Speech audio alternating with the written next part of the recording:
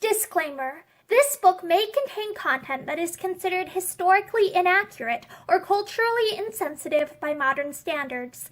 My hope is that by exploring old literature, we will better understand why people of the past thought the way that they did and understand the influences that shape their culture. This video is not intended for young audiences. Hi, I'm Morgan, and today I will be reading to you from Myths from Many Lands. And this is from, I believe, a series called The Children's Hour. This is the second volume of it, and it was published in 1907 by Houghton Mifflin Co. And today we are still under Myths of Greece and Rome, and we will be starting The Minotaur by Nathaniel Hawthorne. In the old city of Troezen, at the foot of a lofty mountain, there lived, a very long time ago, a little boy named Theseus. His grandfather, King Pythias, was the sovereign of that country, and was reckoned a very wise man, so that Theseus, being brought up in the royal palace, and being naturally a bright lad, could hardly fail of profiting by the old king's instructions. His brother's name was Aethra. As for his father, the boy had never seen him, but from his earliest remembrance, Aethra used to go with little Theseus into a wood, and sit down upon a moss-grown rock, which was deeply sunken into the earth. Here she often talked with her son about his father, and said that he was called Agus, and that he was a great king, and ruled over Attica, and dwelt at Athens, which was as famous a city as any in the world. Theseus was very fond of hearing about King Agus, and often asked his good mother Aethra why he did not come and live with them at Troezen. "Ah, my dear son," answered Aethra with a sigh, "a monarch has his people to take care of. The men and women over whom he cares are in the place of children to him, and he can seldom spare time to love his own children as other parents do. Your father will never be able to leave his kingdom for the sake of seeing his little boy." "Well, but, dear mother," asked the boy, why cannot I go to this famous city of Athens and tell King Agus that I am his son?" "That may happen by and by," said Aethra. "Be patient, and we shall see. You are not yet big and strong enough to set out on such an errand." "And how soon shall I be strong enough?" Theseus persisted in inquiring. "You are but a tiny boy as yet," replied his mother. "See if you can lift this rock on which we are sitting." The little fellow had a great opinion of his own strength, so, grasping the rough protuberances of the rock, he tugged and toiled amain, and got himself quite out of breath, without being able to stir the heavy stone. It seemed to be rooted into the ground. No wonder he could not move it, for it would have taken all the force of a very strong man to lift it out of its earthy bed. His mother stood looking on, with a sad kind of a smile on her lips and in her eyes, to see the zealous and yet puny efforts of her little boy. She could not help being sorrowful at finding him already so impatient to begin his adventures in the world. "You see how it is, my dear Theseus," said she. "You must possess far more strength than now before I can trust you to go to Athens and tell King Agus that you are his son.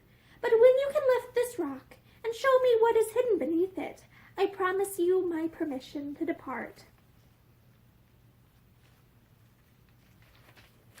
Often and often after this did Theseus ask his mother whether it was yet time for him to go to Athens, and still his mother pointed to the rock and told him that, for years to come, he could not be strong enough to move it. And again, the rosy-cheeked and curly-headed boy would tug and strain at the huge mass of stone, striving, child as he was, to do what a giant could hardly have done without taking both of his great hands to the task. Meanwhile, the rock seemed to be sinking farther and farther into the ground. The moss grew over it thicker and thicker, until at last it looked almost like a soft green seat, with only a few gray knobs of granite peeping out. The overhanging trees, also, shed their brown leaves upon it, as often as the autumn came, and at its base grew ferns and wildflowers, some of which crept quite over its surface. To all appearance, the rock was as firmly fastened as any other portion of the earth's substance. But difficult as the matter looked, Theseus was now growing up to be such a vigorous youth that, in his own opinion, the time would quickly come when he might hope to get the upper hand of this ponderous lump of stone. "Mother, I do believe it has started," cried he, after one of his attempts. "The earth around it is certainly a little cracked." "No, no, child," his mother hastily answered. "It is not possible you can have moved it, such a boy as you still are." Nor would she be convinced, although Theseus showed her the place where he fancied that the stem of a flower had been partly uprooted by the movement of the rock. But Aethra sighed and looked disquieted, for, no doubt, she began to be conscious that her son was no longer a child, and that, in a little while hence, she must send him forth among the perils and troubles of the world. It was not more than a year afterwards when they were again sitting on the moss-covered stone. Aethra had once more told him the oft-repeated story of his father, and how gladly he would receive Theseus at his stately palace, and how he would present him to his courtiers and the people, and tell them that here was the heir of his dominions.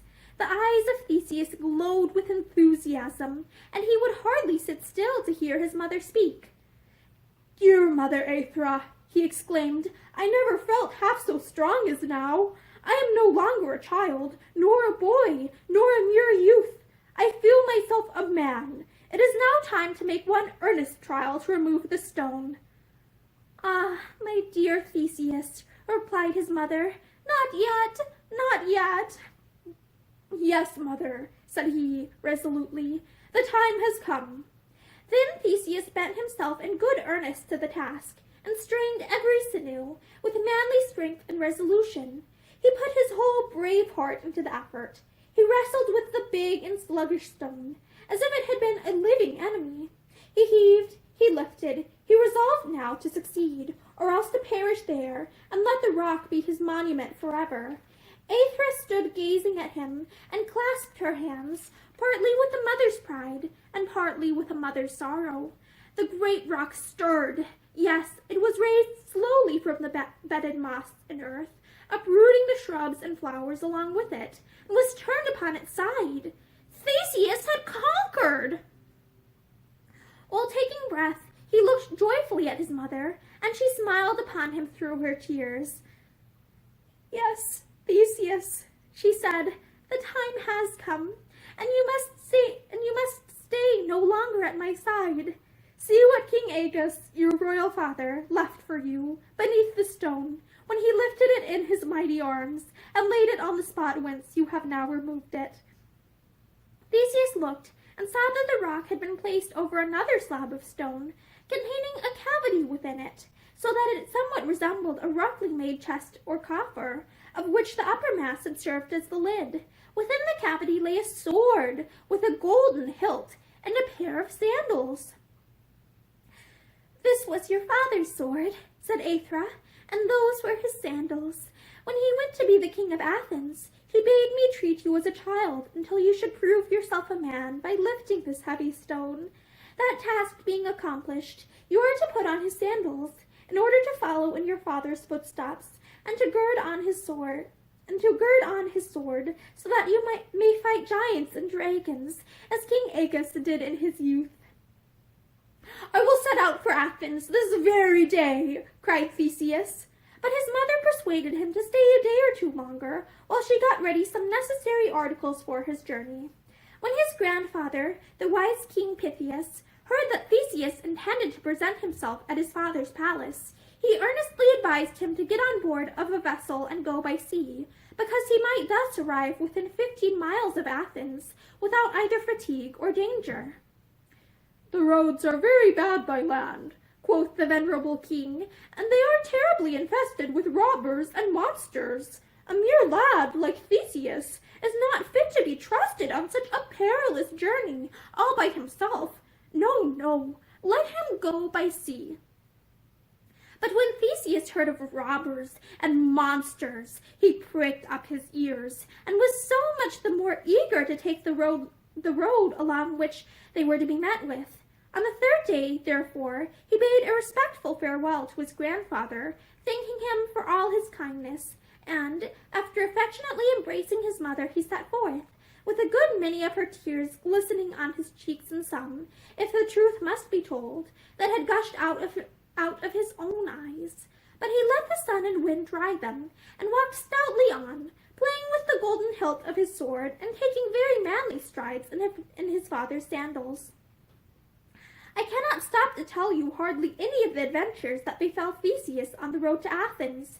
It is enough to say that he quite cleared that part of the country of the robbers about whom King Pythias had been so much alarmed. One of these bad people was named Procrustes, and he was indeed a terrible fellow, and had an ugly way of making fun of the poor travelers who happened to fall into his clutches. In his cavern he had a bed, on which, with great pretense of hospitality, he invited his guests to lie down.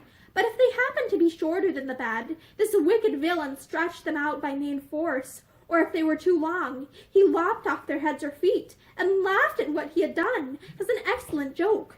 Thus, however wary a man might be, he never liked to lie in the bed of Procrustes. Another of these robbers, named Cenis, must likewise have been a very great scoundrel. He was in the habit of flinging his victims off a high cliff into the sea, and, in order to give him exactly his deserts, Theseus tossed him off the very same place. But if you will believe me, the sea would not pollute itself by receiving such a bad person into its bosom, neither would the earth, having once got rid of him, consent to take him back, so that, between the cliff and the sea, Cenis stuck fast in the air, which was forced to bear the burden of his naughtiness.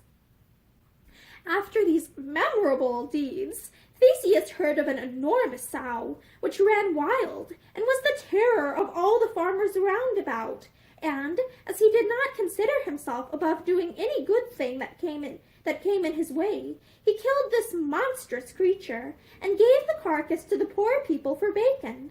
The great sow had been an awful beast, while ramping about the woods and fields, but was a pleasant object enough when cut up into joints, and smoking on I know not how many dinner tables. Thus, by the time he reached his journey's end, Theseus had done many valiant feats with his father's golden-hilted sword, and had gained the renown of being one of the bravest young men of the day. His fame traveled faster than he did, and reached Athens before him. As he entered the city, he heard the inhabitants talking at the street corners, and saying that Hercules was brave, and Jason too, and Castor and Pollux likewise, but that Theseus, the son of their own king, would turn out as great a hero as the best of them. Theseus took longer strides on hearing this, and fancied himself sure of a magnificent reception at his father's court, since he came thither with fame to blow her trumpet before him, and cried to King Agus, "Behold your son!" He little suspected, innocent youth that he was, that here, in this very Athens, where his father reigned, a greater danger awaited him than any which he had encountered on the road. Yet this was the truth. You must understand that the father of Theseus, though not very old in years, was almost worn out with the cares of government, and had thus grown aged before his time. His nephews, not expecting him to live a very great while, intended to get all the power of the kingdom into their own hands. But when they heard that Theseus had arrived in Athens, and learned what a gallant young man he was, they saw that he would not be at all the kind of person to let them steal away his father's crown and scepter, which ought to be his own by right of inheritance. Thus these bad-hearted nephews of King Agus, who were the own cousins of Theseus, at once became his enemies. A still more dangerous enemy was Medea, the wicked enchantress, for she was now the king's wife, and wanted to give the kingdom to her son Midas, instead of letting it be given to the son of Aethra, whom she hated. It so happened that the king's nephews met Theseus, and found out who he was, just as he reached the entrance of the royal palace. With all their evil designs against him, they pretended to be their cousin's best friends, and expressed great joy at making his acquaintance. They proposed to him that he should come into the king's presence as a stranger, in order to try whether Agus would discover in the young man's features any likeness, either to himself or his mother Aethra, and thus recognize him for a son. Theseus consented, for he fancied that his father would know him in a moment by the love that was in his heart. But while he waited at the door, the nephews ran and told King Agus that a young man had arrived in Athens, who, to their certain knowledge, intended to put him to death and get possession of his royal crown. And he is now waiting for admission to your majesty's presence, added they. Aha! Cried the old king, on hearing this. Why, he must be a very wicked young fellow indeed. Pray, what would you advise me to do with him? In reply to this question, the wicked Medea put in her word. As I have already told you, she was a famous enchantress. According to some stories, she was in the habit of boiling old people in a large cauldron, under pretense of making them young again. But King Agus, I suppose, did not fancy such an uncomfortable way of growing young, or perhaps was contented to be old, and therefore would never let himself be popped into the cauldron. If there were time to spare for more important matters, I should be glad to tell you of Medea's fiery chariot, drawn by winged dragons, in which the enchantress used often to take an airing among the clouds. This chariot, in fact, was the vehicle that first brought her to Athens, where she had done nothing but mischief ever since her arrival. But these and many other wonders must be left untold, and it is enough to say that Medea, amongst 1,000 other bad things, knew how to prepare a poison that was instantly fatal to whomsoever might so much as touch it with his lips. So, when the king asked what he should do with Theseus, this naughty woman had an answer ready at her tongue's end. "Leave that to me, please, your majesty," she replied. "Only admit this evil-minded young man to your presence, treat him civilly, and invite him to drink a goblet of wine. Your majesty is well aware that I sometimes amuse myself with distilling very powerful medicines. Here is one of them in this small phial. As to what it is made of, that is one of my secrets of state. Do but let me put a single drop into the goblet, and let the young man taste it, and I will answer for it. He shall quite lay aside the bad designs with which he comes hither." As she said this, Medea smiled, but for all her smiling face, she meant nothing less than to poison the poor, innocent Theseus before his father's eyes. And King Agus, like most other kings, thought any punishment mild enough for a person who was accused of plotting against his life. He therefore made little or no objection to Medea's scheme, and as soon as the poisonous wine was ready, gave orders that the young stranger should be admitted into his presence. The goblet was set on a table beside the king's throne, and the fly, meaning just to sip a little from the brim, immediately tumbled into it, dead. Observing this, Medea looked round at the nephews and smiled again. When Theseus was ushered into the royal apartment, the only object that he seemed to behold was the white-bearded old king. There he sat on his magnificent throne, a dazzling crown on his head, and a scepter in his hand. His aspect was stately and majestic, although his years and infirmities weighed heavily upon him, as if each year were a lump of lead, and each infirmity a ponderous stone, and all were bundled up together, and laid upon his weary shoulders. The tears both of joy and sorrow sprang into the young man's eyes, for he thought how sad it was to see his dear father so infirm, and how sweet it would be to support him with his own youthful strength, and to cheer him up with the alacrity of his loving spirit. When a son takes his father into his warm heart, it renews the old man's youth in a better way than by the heat of Medea's magic cauldron. And this was what Theseus resolved to do. He could scarcely wait to see whether King Agus would recognize him, so eager was he to throw himself into his arms. Advancing to the foot of the throne, he attempted to make a little speech, which he had been thinking about as he came up the stairs, but he was almost choked by a great many tender feelings that gushed out of his heart and swelled into his throat, all struggling to find utterance together. And therefore, unless he could have laid his full, overbrimming heart into the king's hand, poor Theseus knew not what to do or say. The cunning Medea observed what was passing in the young man's mind. She was more wicked at that moment than ever she had been before, and it makes me tremble to tell you of it, she did her worst to turn all this unspeakable love which Theseus was agitated to his own ruin and destruction. "Does your majesty sees confusion?" she whispered in the king's ear. "He is so conscious of guilt that he trembles and cannot speak. The wretch lives too long. Quick, offer him the wine." Now King Aegeus had been gazing earnestly at the young stranger as he drew near the throne. There was something, he knew not what, either in his white brow, or in the fine expression of his mouth, or in his beautiful and tender eyes, that made him indistinctly feel as if he had seen this youth before, as if, indeed, he had trotted him on his knee when a baby, and had beheld him growing to be a stalwart man, while he himself grew old. But Medea guessed how the king felt, and would not suffer him to yield to these natural sensibilities, although they were the voice of his deepest heart, telling him, as plainly as it could speak, that there was his dear son, and Aethra's son, coming to claim him for a father. The enchantress again whispered in the king's ear, and compelled him, by her witchcraft, to see everything under a false aspect. He made up his mind, therefore, to let Theseus drink off the poisoned wine. "Young man," said he, "you are welcome. I am proud to show hospitality to so heroic a youth. Do me the favor to drink the contents of this goblet. It is brimming over, as you see, with delicious wine, such as I bestow only on those who are worthy of it.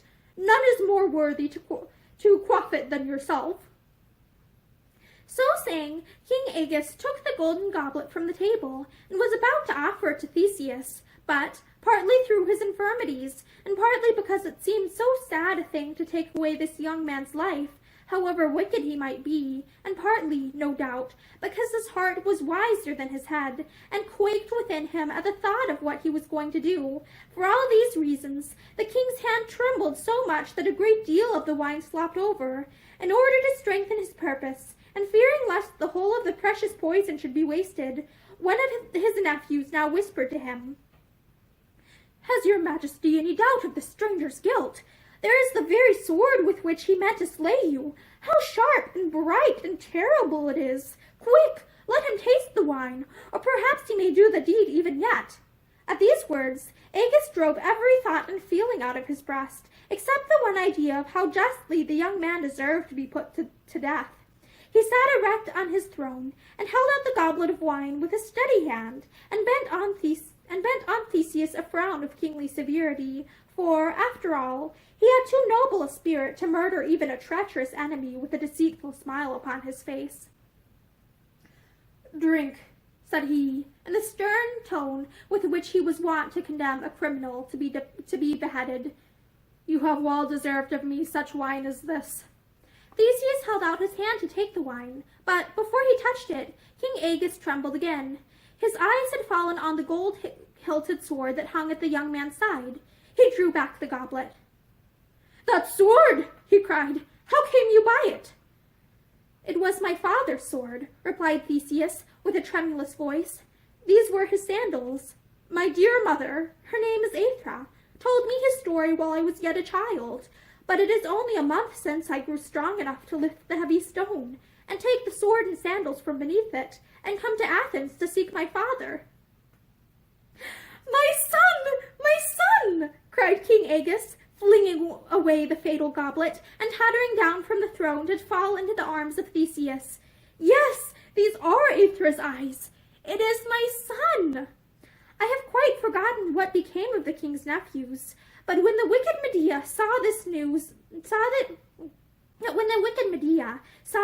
turn of affairs, she hurried out of the room, and going to her private chamber, lost no time in setting her enchantments at work. In a few moments she heard a great noise of hissing snakes outside of the chamber window, and behold, there was her fiery chariot, and 4 huge winged serpents, wriggling and twisting in the air, flourishing their tails higher than the top of the palace, and all ready to set off on an aerial journey. Medea stayed only long enough to take her son with her and to steal the crown jewels, together with the king's best robes and whatever other valuable things she could lay hands on. And getting into the chariot, she whipped up the snakes and ascended high over the city. The king, hearing the hiss of the serpents, scrambled as fast as he could to the window and bawled out to the abominable enchantress never to come back. The whole people of Athens, too, who had run out of doors to see this wonderful spectacle, set up a shout of joy at the prospect of getting rid of her. Medea, almost bursting with rage, uttered precisely such a hiss at one of her own snakes, only 10 times more venomous and spiteful, and glaring fiercely out of the blaze of the chariot, she shook her hands over the multitude below, as if she were scattering 1,000,000 of curses among them. In doing so, however, she unintentionally let fall about 500 diamonds of the first water, together with 1,000 great pearls, and 2,000 emeralds, rubies, sapphires, opals, and topazes, to which she had helped herself out of the king's strong box. All these came pelting down like a shower of many-colored hailstones upon the heads of grown people and children, who forthwith gathered them up and carried them back to the palace. But King Agus told them that they were welcome to the whole, and to twice as many more if he had them, for the sake of his delight at finding his son and losing the wicked Medea. And indeed, if you had seen how hateful was her last look, as the flaming chariot flew upward, you would not have wondered that both king and people should think her departure a good riddance. And now Prince Theseus was taken into great favor by his royal father. The old king was never weary of having him sit beside him on his throne, which was quite wide enough for 2, and of hearing him tell about his dear mother, and his childhood, and his many boyish efforts to lift the ponderous stone. Theseus, however, was much too brave and active a young man to be willing to spend all his time in relating things which had already happened. His ambition was to perform other and more heroic deeds, which should be better worth telling in prose and verse. Nor had he been long in Athens before he caught and chained a terrible mad bull, and made a public show of him, greatly to the wonder and admiration of good King Agus and his subjects. But pretty soon he undertook an affair that made all his foregone adventures seem like mere boys' play. The occasion of it was as follows. One morning, when Prince Theseus awoke, he fancied that he must have had a very sorrowful dream, and that it was still running in his mind, even now that his eyes were open, for it appeared as if the air was full of a melancholy wail, and when he listened more attentively, he could hear sobs and groans and screams of woe, mingled with a deep, quiet sighs, which came from the king's palace, and from the streets, and from the temples, and from every habitation in the city. And all these mournful noises, issuing out of thousands of separate hearts, united themselves into the one great sound of affliction, which had startled Theseus from slumber. He put on his clothes as quickly as he could, not forgetting his sandals and gold-hilted sword, and hastening to the king, inquired what it all meant. "Alas, my son," quoth King Agus, having a long sigh, "here is a very lamentable matter in hand. This is the woefulest anniversary in the whole year. It is the day when we annually draw lots to see which of the youths and maidens of Athens shall go to be devoured by the horrible Minotaur." "The Minotaur!" exclaimed Prince Theseus, and, like a brave young prince as he was, he put his hand to the hilt of his sword. "What kind of a monster may that be? Is it not possible, at the risk of one's life, to slay him?" But King Agus shook his venerable head, and to convince Theseus that it was quite a hopeless case, he gave him an explanation of the whole affair. It seems that in the island of Crete there lived a certain dreadful monster, called the Minotaur, which was shaped partly like a man, and partly like a bull, and was altogether such a hideous sort of a creature that it is really disagreeable to think of him.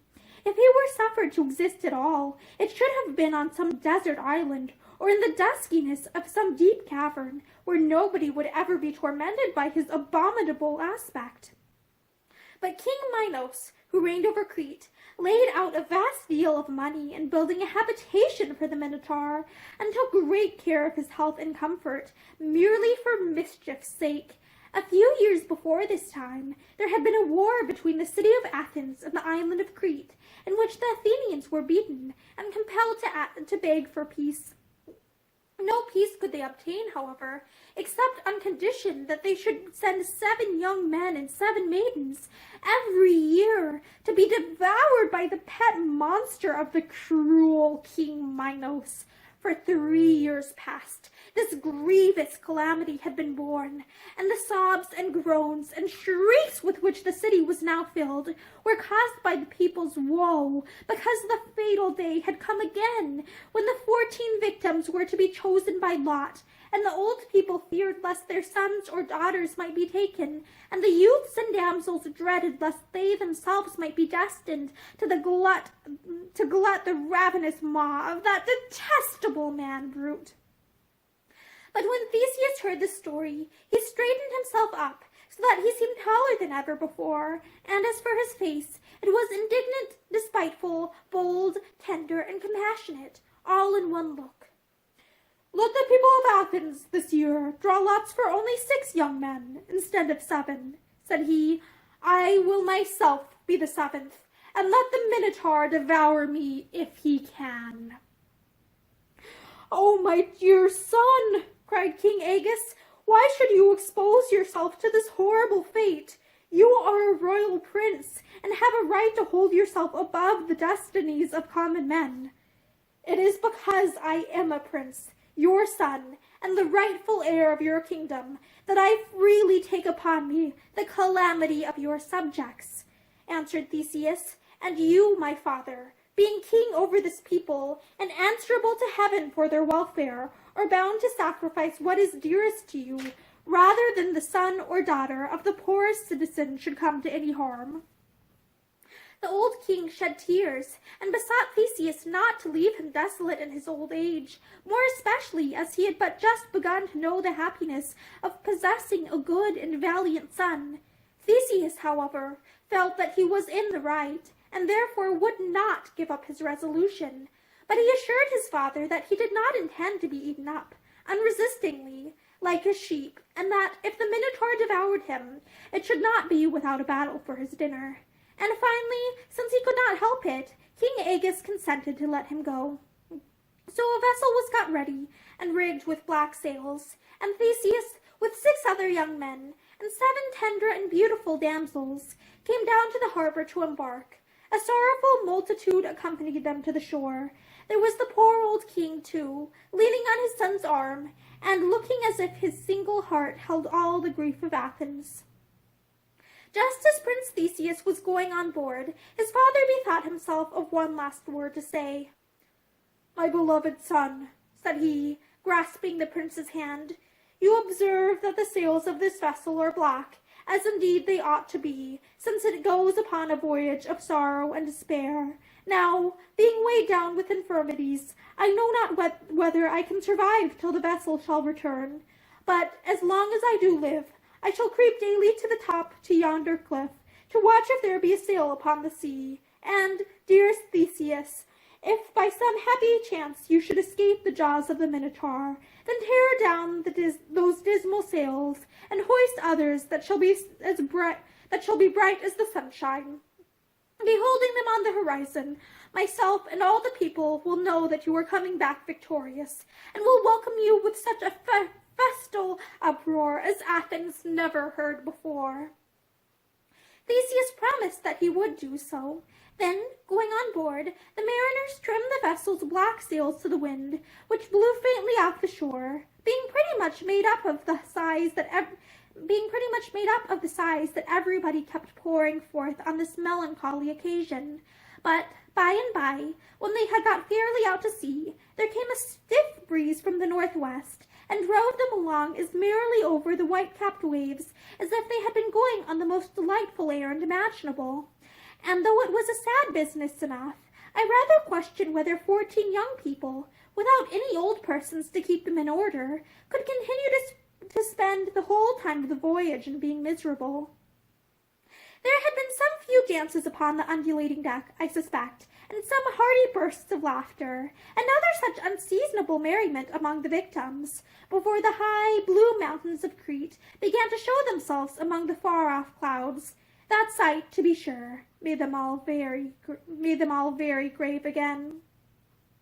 Theseus stood among the sailors, gazing eagerly towards the land, although, as yet, it seemed hardly more substantial than the clouds, amidst which the mountains were looming up. Once or twice he fancied that he saw a glare of some bright object a long way off, flinging a gleam across the waves. "Did you see that flash of light?" he inquired of the master of the vessel. "No, Prince, but I have seen it before," answered the master. "It came from Talus, I suppose." As the breeze came fresher just then, the master was busy with trimming his sails, and had no more time to answer questions. But while the vessel flew faster and faster towards Crete, Theseus was astonished to behold a human figure, gigantic in size, which appeared to be striding with a measured movement along the margin of the island. It stepped from cliff to cliff, and sometimes from one headland to another, while the sea foamed and thundered on the shore beneath, and dashed its jets of spray over the giant's feet. What was still more remarkable, whenever the sun shone on this huge figure, it flickered and glimmered. Its vast countenance, too, had a metallic luster, and threw great flashes of splendor through the air. The folds of its garments, moreover, instead of waving in the wind, fell heavily over its limbs, as if woven of some kind of metal. The nigher the vessel came, the more Theseus wondered what this immense giant could be, and whether it actually had life or no, for though it walked and made other lifelike motions, there yet was a kind of jerk in its gait, which, together with its brazen aspect, caused the young prince to suspect that it was no true giant, but only a wonderful piece of machinery. The figure looked all the more terrible because it carried an enormous brass club on its shoulder. "What is this wonder?" Theseus asked of the master of the vessel, who was now at leisure to answer him. "It is Talus, the man of brass," said the master. "And is he a live giant, or a brazen image?" asked Theseus. "That, truly," replied the master, "is the point which has always perplexed me. Some say, indeed, that this Talus was hammered out for King Minos by Vulcan himself, the skillfulest of all workers in metal. But who ever saw a brazen image that had sense enough to walk around an island 3 times a day, as this giant walks round the island of Crete, challenging every vessel that comes nigh the shore? And, on the other hand, what living thing, unless his sinews were made of brass, would not be weary of marching 1,800 miles in the 24 hours, as Talus does, without ever sitting down to rest? He is a puzzler, take him how you will." Still the vessel went bounding onward, and now Theseus could hear the brazen clangor of the giant's footsteps as he trod heavily upon the sea-beaten rocks, some of which were seen to crack and crumble into the foamy waves beneath his weight. As they approached the entrance of the port, the giant straddled clear across it, with a foot firmly planted on each headland, and uplifting his club to such a height that its butt end was hidden in a cloud. He stood in that formidable posture, with the sun gleaming all over his metallic surface. There seemed nothing else to be expected but that, the next moment, he would fetch his great club down, slam, bang, and smash the vessel into 1,000 pieces, without heeding how many innocent people he might destroy. For there is seldom any mercy in a giant, you know, and quite as little in a piece of brass clockwork. But just when Theseus and his companions thought the blow was coming, the brazen lips unclosed themselves, and the figure spoke. "Whence come you, strangers?" And when the ringing voice ceased, there was just such a reverberation as you may have heard within a great church bell for a moment or two after the stroke of the hammer. "From Athens," shouted the master in reply. "On what errand?" thundered the man of brass. And he whirled his club aloft more threateningly than before, as if he were about to smite them with a thunderstroke right amidships, because Athens, so little while ago, had been at war with Crete. "We bring the 7 youths and the 7 maidens," answered the master, "to be devoured by the Minotaur." "Pass!" cried the brazen giant. That one loud word rolled all about the sky, while again there was a booming reverberation within the figure's breast. The vessel glided between the headlands of the port, and the giant resumed his march. In a few moments, this wondrous sentinel was far away, flashing in the distant sunshine, and revolving with immense strides around the island of Crete, as it was his never-ceasing task to do. No sooner had they entered the harbor than a party of the guards of King Minos came down to the waterside and took charge of the 14 young men and damsels. Surrounded by these armed warriors, Prince Theseus and his companions were led to the king's palace and ushered into his presence. Now, Minos was a stern and pitiless king. If the figure that guarded Crete was made of brass, then the monarch who ruled over it might be thought to have a still harder metal in his breast, and might have been called a man of iron. He bent his shaggy brows upon the poor Athenian victims. Any other mortal, beholding their fresh and tender beauty, and their innocent looks, would have felt himself sitting on thorns until he made every soul of them happy by bidding them go free as the summer wind. But this immitigable Minos cared only to examine whether they were plump enough to satisfy the Minotaur's appetite. For my part, I wish he himself had been the only victim, and the monster would have found him a pretty tough one. One after another, King Minos called these pale, frightened youths and sobbing maidens to his footstool, gave them each a poke in the ribs with his scepter, to try whether they were in good flesh or no, and dismissed them with a nod to his guards. But when his eyes rested on Theseus, the king looked at him more attentively, because his face was calm and brave. "Young man," asked he with his stern voice, "are you not appalled at the certainty of being devoured by this terrible Minotaur?" "I have offered my life in a good cause," answered Theseus, "and therefore I give it freely and gladly. But thou, King Minos, art thou not thyself appalled, who, year after year, hast perpetrated this dreadful wrong, by giving 7 innocent youths and as many maidens to be devoured by a monster? Dost thou not tremble, wicked king, to turn thine eyes inward on thine own heart, sitting there on thy golden throne, and in thy robes of majesty? I tell thee to thy face, King Minos, thou art a more hideous monster than the Minotaur himself." "Aha! Do you think me so?" cried the king, laughing in his cruel way. "Tomorrow at breakfast time you shall have an opportunity of judging which is the greater monster, the Minotaur or the king. Take them away, guards, and let this free-spoken youth be the Minotaur's first morsel." Near the king's throne, though I had no time to tell you so before, stood his daughter Ariadne. She was a beautiful and tender-hearted maiden, and looked at these poor doomed captives with very different feelings from those of the iron-breasted King Minos. She really wept, indeed, at the idea of how much human happiness would be needlessly thrown away by giving so many young people, in the first bloom and rose blossom of their lives, to be eaten up by a creature who, no doubt, would have preferred a fat ox, or even a large pig, to the plumpest of them. And when she beheld the brave, spirited figure of Prince Theseus bearing himself so calmly in his terrible peril, she grew 100 times more pitiful than before. As the guards were taking him away, she flung herself at the king's feet and besought him to set all the captives free, and especially this one young man. "Peace, foolish girl," answered King Minos. What hast thou to do with an affair like this? It is a matter of state policy, and therefore quite beyond thy weak comprehension. Go water thy flowers, and think no more of these Athenian caitiffs, whom the Minotaur shall as certainly eat up for breakfast, as I will eat a partridge for my dinner." So saying, the king looked cruel enough to devour Theseus and all the rest of the captives himself, had there been no Minotaur to save him the trouble.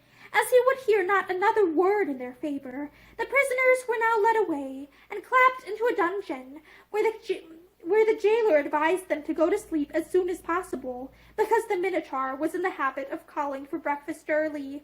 The 7 maidens and 6 of the young men sobbed themselves to slumber, but Theseus was not like them.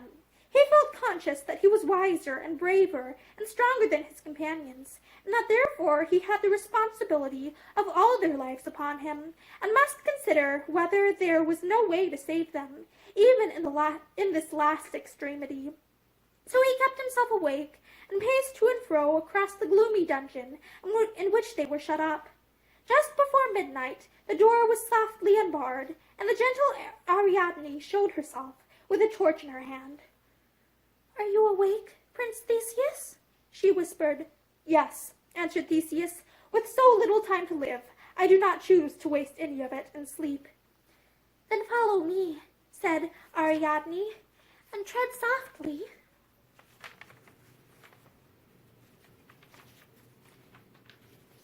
My apologies, I'm trying to turn a page.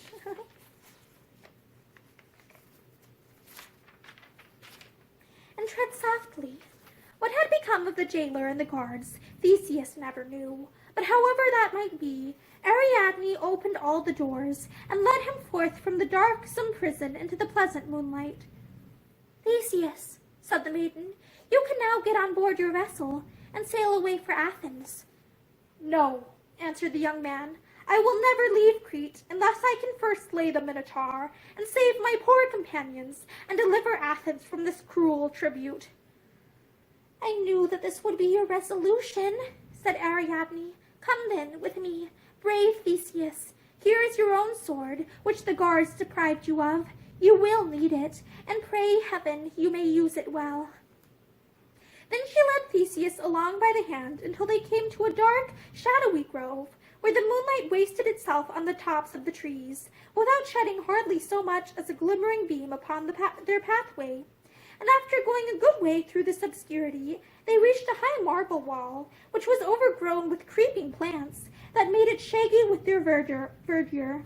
The wall seemed to have no door, nor any windows, but rose up, lofty and massive and mysterious, and was neither to be clambered over, nor, so far as Theseus could perceive, to be passed through. Nevertheless, Ariadne did but press one of her soft little fingers against a particular block of marble, and, though it looked as solid as any other part of the wall, it yielded to her touch, disclosing an entrance just wide enough to admit them. They crept through, and the marble stone swung back into its place. "We are now," said Ariadne, "in the famous labyrinth which Daedalus built before he made himself a pair of wings, and flew away from our island like a bird. That Daedalus was a very cunning workman, but of all his artful contrivances, this labyrinth is the most wondrous. Were we to take but a few steps from the doorway, we might wander about all our lifetime and never find it again. Yet in the very center of this labyrinth is the Minotaur, and, Theseus, you must go hither to seek him." "But how shall I ever find him?" asked Theseus, "if the labyrinth so bewilders me as you say it will?" Just as he spoke, they heard a rough and very disagreeable roar, which greatly resembled the lowing of a fierce bull, but yet had some sort of sound like the human voice. Theseus even fancied a rude articulation in it, as if the creature that uttered it were trying to shape his hoarse breath into words. It was at some distance, however, and he really could not tell whether it sounded more like a bull's roar or a man's harsh voice. "That is the Minotaur's noise," whispered Ariadne, closely grasping the hand of Theseus, and pressing one of her own hands to her heart, which was all in a tremble. "You must follow that sound through the windings of the labyrinth, and by, you will find him. Stay! Take the end of this silken string. I will hold the other end, and then, if you win the victory, it will lead you again to the spot. Farewell, brave Theseus." So the young man took the end of the silken string in his left hand, and his gold-hilted sword, ready drawn from its scabbard, in the other, and trod boldly into the inscrutable labyrinth. How this labyrinth was built is more than I can tell you, but so cunningly contrived a maze was never seen in the world before nor since. There can be nothing else so intricate, unless it were the brain of a man like Daedalus who planned it, or the heart of any ordinary man, which last, to be sure, is 10 times as great a mystery as the labyrinth of Crete. Theseus had not taken 5 steps before he lost sight of Ariadne, and in 5 more his head was growing dizzy. But still he went on, now creeping through a low arch, now ascending a flight of steps, now in one crooked passage and now in another, with here a door opening before him, and there one banging behind, until it really seemed as if the walls spun round, and whirled him round along with them. And all the while, through these hollow avenues, now nearer, now farther off again, resounded the cry of the Minotaur, and the sound was so fierce, so cruel, so ugly, so like a bull's roar, and withal so like a human voice, and yet like neither of them, that the brave heart of Theseus grew sterner and angrier at every step, for he felt it an insult to the moon and sky, and to our affectionate and simple Mother Earth, that such a monster should have the audacity to exist. As he passed onward, the clouds gathered over the moon, and the labyrinth grew so dusky that Theseus could no longer discern the bewilderment through which he was passing. He would have felt quite lost, and utterly hopeless of ever again walking in a straight path, if, every little while, he had not been conscious of a gentle twitch at the silken cord. Then he knew that the tender-hearted Ariadne was still holding the other end, and that she was fearing for him, and hoping for him, and giving him just as much of her sympathy as if she were close by his side. Oh, indeed, I can assure you, there was a vast deal of human sympathy running along that slender thread of silk.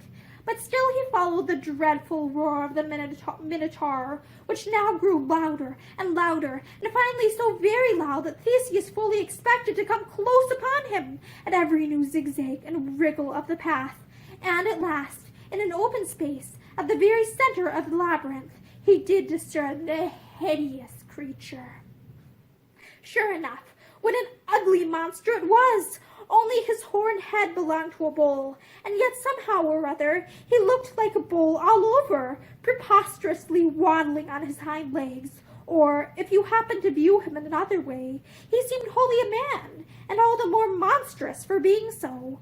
And there he was, the wretched thing, with no society, no companion, no kind of a mate, living only to do mischief, and incapable of knowing what affection means.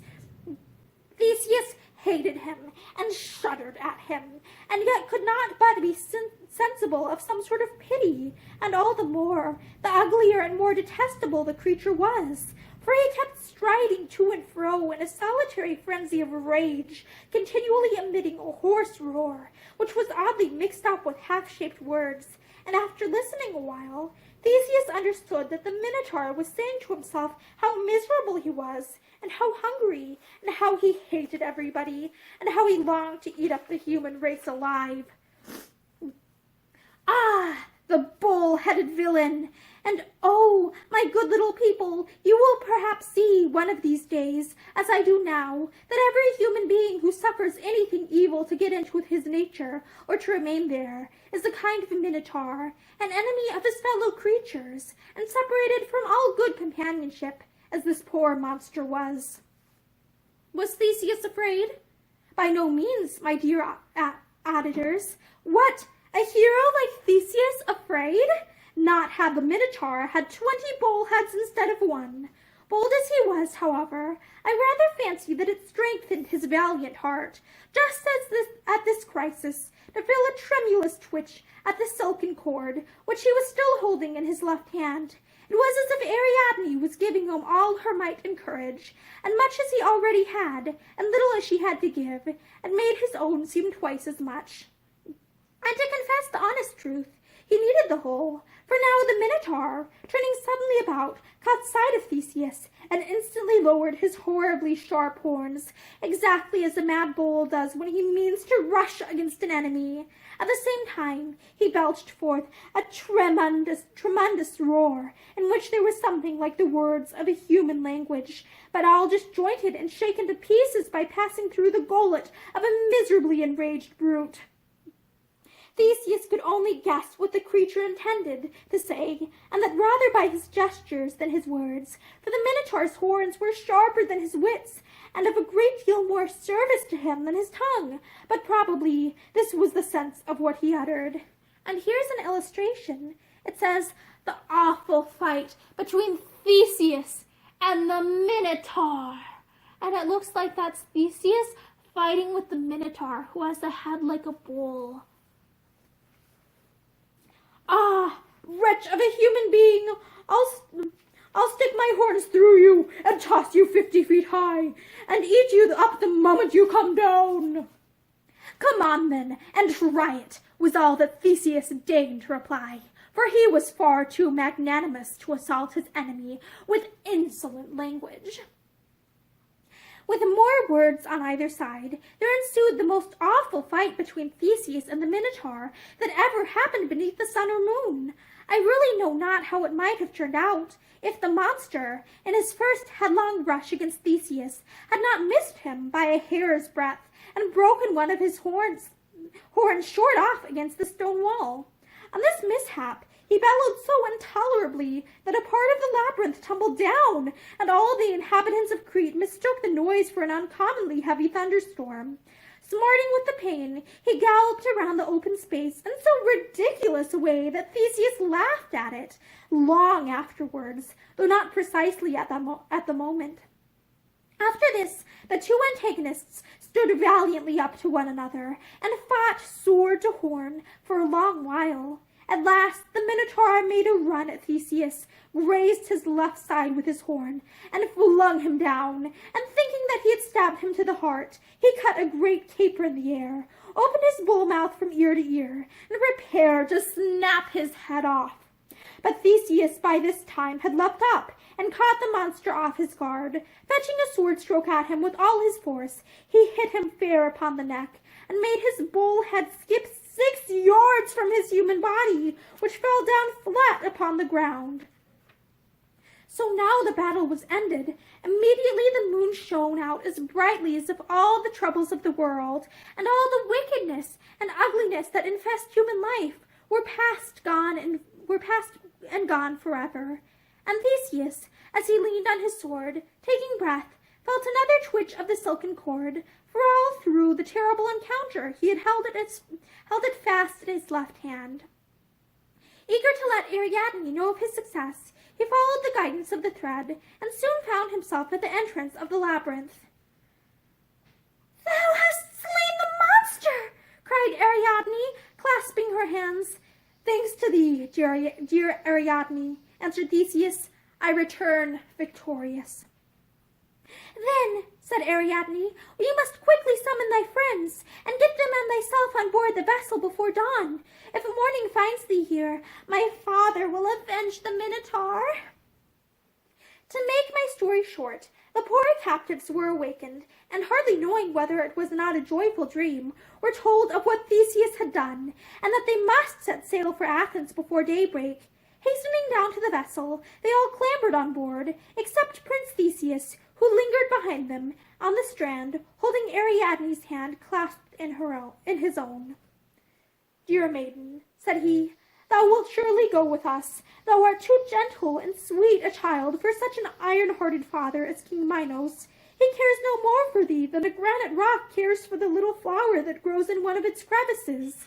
But my father, King Aegeus, and my mother, Aethra, and all the fathers and mothers in Athens, and all the sons and daughters too, will love and honor thee as their benefactress. Come with us then, for King Minos will be very angry when he knows what thou hast done."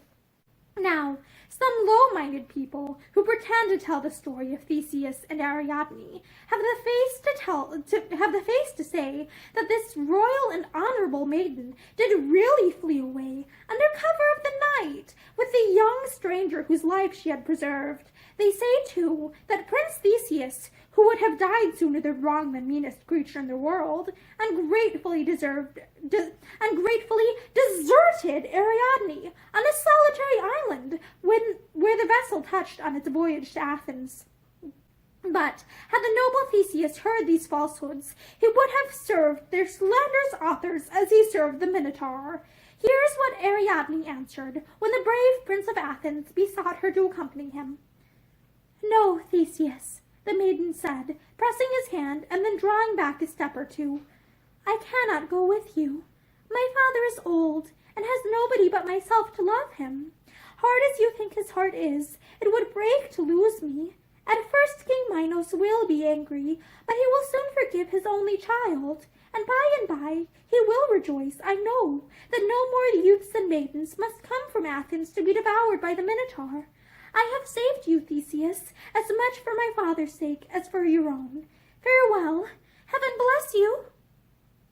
All this was so true and so maidenlike, and was spoken with so sweet a dignity, that Theseus would have blushed to urge her any longer. Nothing remained for him, therefore, but to bid Ariadne an affectionate farewell, and go on board the vessel, and set sail. In a few moments the white foam was boiling up before their prow, as Prince Theseus and his companions sailed out of the harbor with a whistling breeze behind them.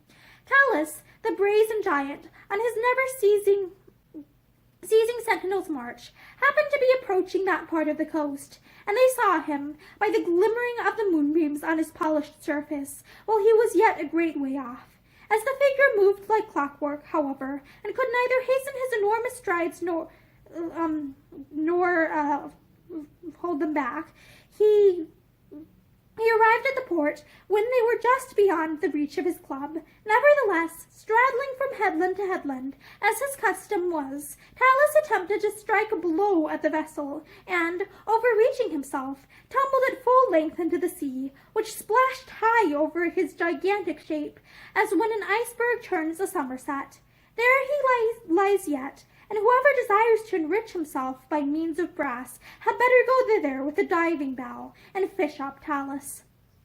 On the homeward voyage, the 14 youths and damsels were in excellent spirits, as you will easily suppose. They spent most of their time in dancing, unless when the sidelong breeze made the deck slope too much. In due season, they came within sight of the coast of Attica, which was their native country, but here, I am grieved to tell you, happened a sad misfortune. You will remember, what Theseus unfortunately forgot, that his father, King Aegus, had enjoined it upon him to hoist sunshine sails instead of black ones, in case he should overcome the Minotaur and return victorious. In the joy of their success, however, and amidst the sports, dancing, and other merriment with which these young folks wore away the time, they never once thought whether their sails were black, white, or rainbow-colored, and, indeed, left it entirely to the mariners whether they had any sails at all. Thus the vessel returned, like a raven, with the same stable wings that had wafted her away. But poor King Aegus, day after day, infirm as he was, had clambered to the summit of a cliff that overhung the sea, and there sat watching for Prince Theseus, homeward bound, and no sooner did he behold the fatal blackness of the sails than he concluded that his dear son, whom he loved so much, and felt so proud of, had been eaten by the Minotaur. He could not bear the thought of living any longer, so, first flinging his crown and scepter into the sea, and the useless baubles that they were to him now, King Aegus merely stooped forward and fell headlong over the cliff, and was drowned, poor soul, in the waves that foamed at its base. This was melancholy news for Prince Theseus, who, when he stepped ashore, found himself king of all the country, whether he would or no, and such a turn of fortune was enough to make any young man feel very much out of spirits. However, he sent for his dear mother to Athens, and by taking her advice in matters of state, became a very excellent monarch, and was greatly beloved by his people. And that is the end of The Minotaur by Nathaniel Hawthorne. And once again, I'll show you the illustration from earlier if you wanted to get a second look at that. And thank you for joining me for a story from Myths from Many Lands. And I thank you, and I hope you will join me for more, and I hope that you have a great day.